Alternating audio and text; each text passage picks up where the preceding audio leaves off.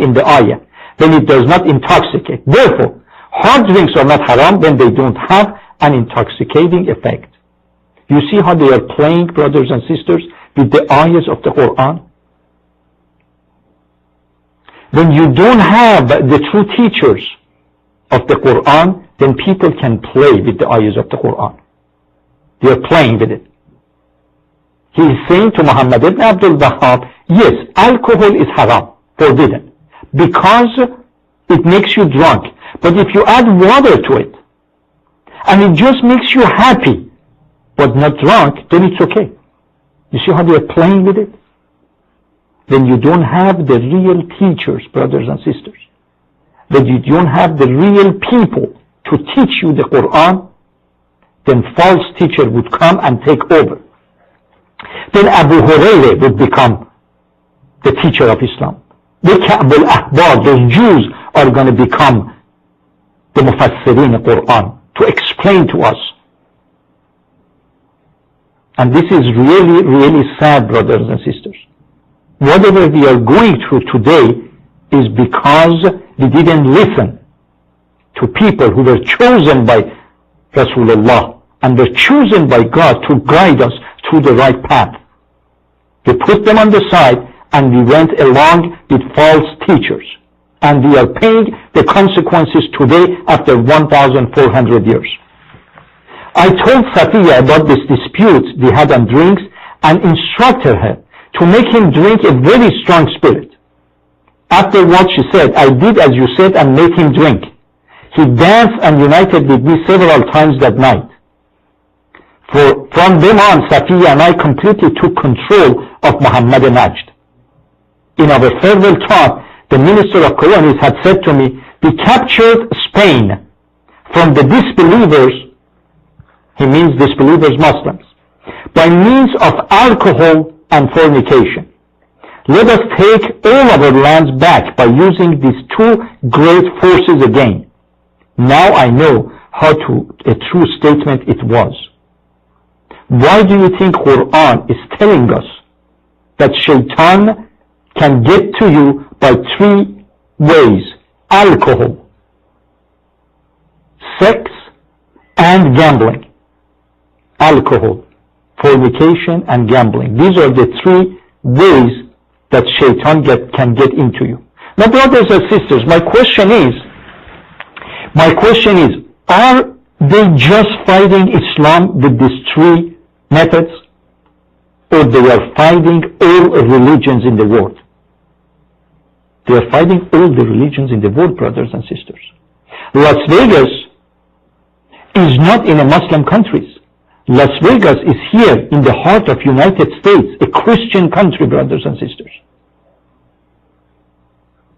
In the heart of a Christian country, they are advertising bluntly. They are advertising with no remorse fornication, alcohol, and gambling in that city. And they are calling it, with no remorse, the Sin City. And Christians are going to that city to celebrate Christmas, brothers and sisters. They go to that city to celebrate the New Year. What is the New Year? What is Christmas? These are all related to Prophet Jesus, peace be upon him. Now, did Prophet Jesus say that on my birthday, on the occasion of my coming back, go and fornicate, go and gamble, go and drink, go and do shopping? That prophet of peace and love, who would go and wash beggars' feet, the prophet of mercy, that would go and help the needy. Today they are celebrating his birthday in Las Vegas, brothers and sisters, in the Sin City. They are gambling, fornicating, and drinking alcohol. So the plan is not just to destroy Islam, brothers and sisters. Their plan is to destroy the religion. Their plan is to destroy the rules and regulations and discipline of God. So then you are left with their laws and regulations. And by following their laws, their rules and regulations, you become their slaves, as we are unfortunately today. One day I broached the topic of fasting to Muhammad ibn Abdul Wahhab. It is stated in the Quran, your fasting is more auspicious for you. It is not stated that fasting is wajib, a plain commandment. Then fasting is sunnah, not wajib in the Islamic religion. He protested and said, are you trying to lead me out of my faith? I replied, one's faith consists of the purity of one's heart, the salvation of one's soul, and not committing the transgressions against others' right. Basically, here, Mr. Hempher is doing exactly the same thing that the so-called intellectuals are trying to do to us today. They are creating human rights. Here, Mr. Hempher is giving a speech to Muhammad ibn Abdul Wahhab about what we hear today about religion. You see a lot of those Christians, evangelists, talking about God is love. God is love. You see a lot of those Persian language Christian channels. Khuda muhabbat hast. God is love. Which is, I mean, yes, God is love, but then what? What do you mean by that? What can we learn from this? Nothing. So Mr. Hempher was giving the same thing, that basically they are absolutely not helpful to Muhammad ibn Abdul Wahhab, telling him that one's faith consists of the purity of one's heart, the salvations of one's soul, and not committing a transgression against others' right. But who are the people who are going to tell us what is right and what is wrong? The people who crashed those airplanes in Twin Towers, killing 3,000 innocent people, they thought they were right. Not a single second they thought they were wrong, because if they thought they were wrong, they would not do it. People that are dropping a 2,000 or 4,000 pound bombs on the head of a bunch of innocent women, children, and elderly, riding on their bombs, go to hell Haji, they think they are right. Not a single second they think they are wrong. Because if they think they are wrong, they would not do it, brothers and sisters. Who are we to say what is right and what is wrong? Who are we? Under the banner of right and wrong, people have killed millions and millions of people.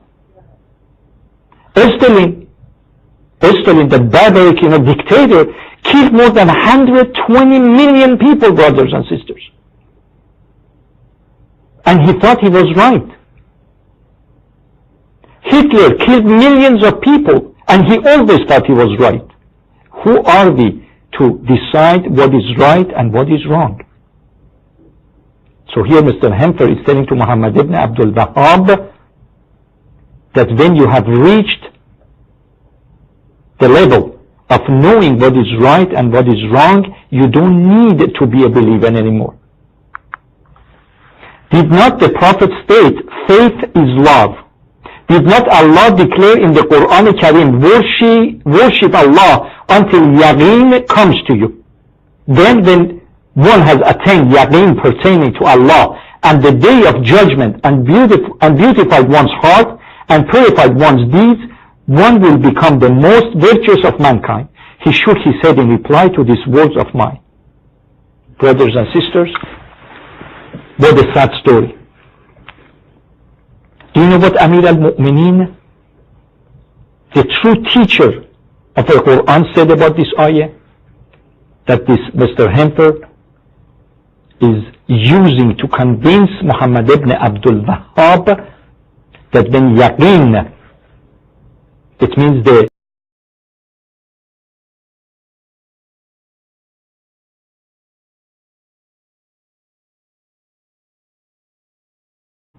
whatever we are going through today is because we didn't listen to people who were chosen by Rasulullah and were chosen by God to guide us through the right path.